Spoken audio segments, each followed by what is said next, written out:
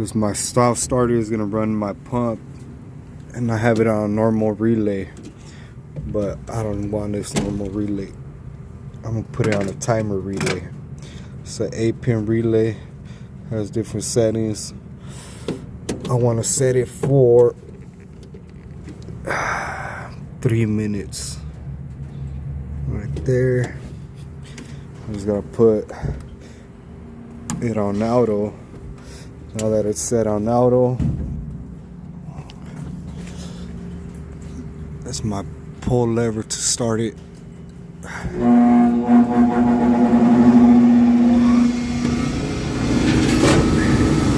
Get my soft starter running. My timer is on.